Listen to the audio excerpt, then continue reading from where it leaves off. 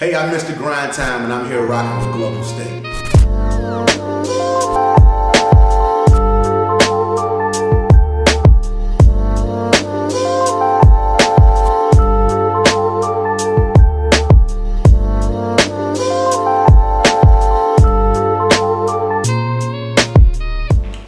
This is the Global State Project TV. I'm here with Mr. Grindtime. Mr. Grindtime, let them know who you are. What's up, man? I'm a gym owner in the city of Detroit, and I'm on the brink of opening up the first black-owned fitness center in Detroit's history. So I'm excited about that. Man, so being the first black owner in Detroit, how does that feel like? It's scary. Scary? Yeah, it's scary, man, because I don't want to pattern myself after anybody. I want to be the first. And there's a different pressure that comes with being the first. Like, you gotta have it right, because people will come in and see what you aren't before they try to take time and see what you are. So I'm trying to focus on being my absolute best. You know, I'm talking about from the way I designed the facility, to the type of equipment I chose, to the way I train my staff to be, to the type of trainer I am, the type of integrity I carry as a man. It's a lot that goes into it. So I'm excited, I'm nervous, and I'm hopeful, and I got faith in God, so I'm ready. All right, so then how did you get started? Well, I started outside in the park with one client. I had one client, and I gave her my absolute best. We kept getting kicked out of gyms. They didn't let us train there, so I got kicked out of the mainstream gyms. So I just said, let's go in the park, and I designed her workout regimen with what I had, which was nothing but, like, literally, I didn't have any money. So it was literally like sticks. So I would take a stick and put it 20 feet in the ground and say, okay, cool. Like, run 20 feet and do 25 jumping jacks, and then put another one 20 feet away and say, run to that one, do 30, run to that one, do 40, run back in and do 50. And we designed different regimens, and as I went along, like, I got better at it and started figuring out different ways to include different things and work with what I had, basically.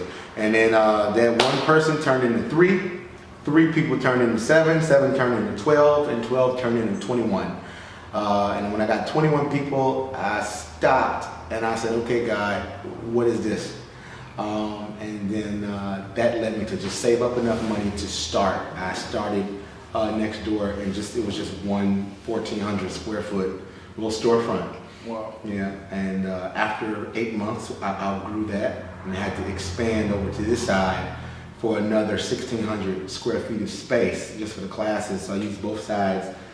And after a year and a half, I'm walking into a 7,000 square foot facility upstairs and downstairs with the treadmills and the 3,000 square foot weight room and 230 foot indoor track. And it's been a ride, man.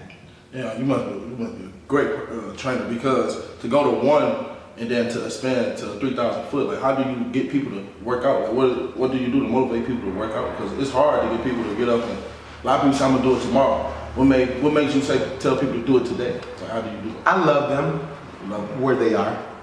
I love them, and I mean that in the most sincere, purest form.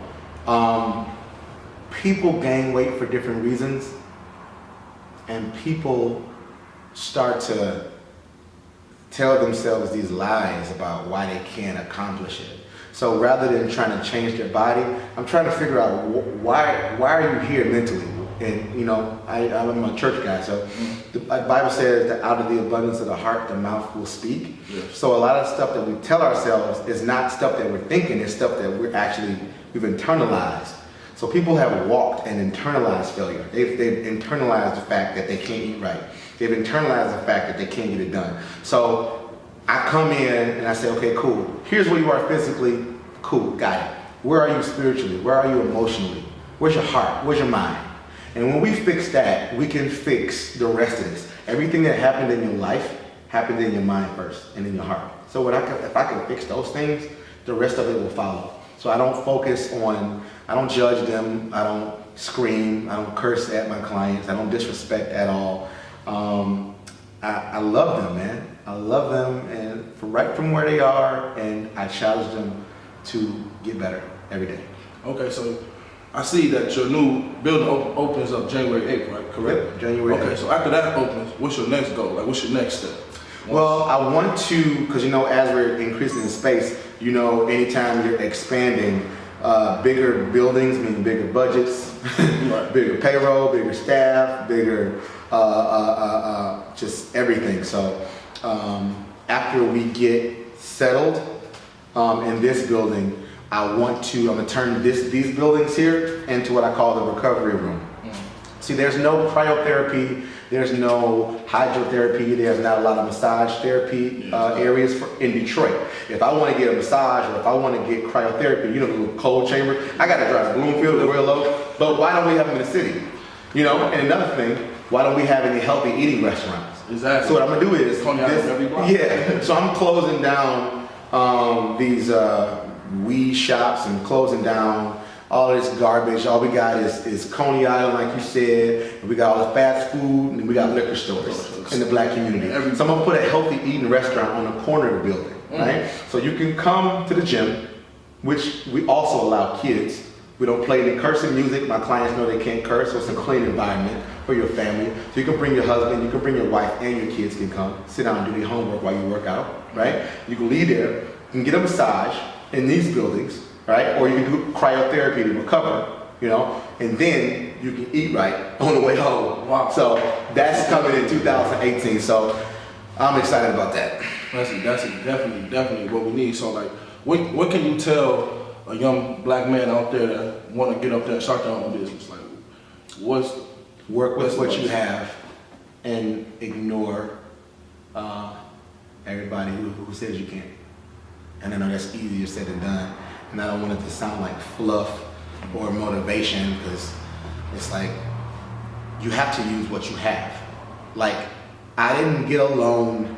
Everything I'm doing with my own money. I've never went to Bank of America and said, I need money for this. There's a difference between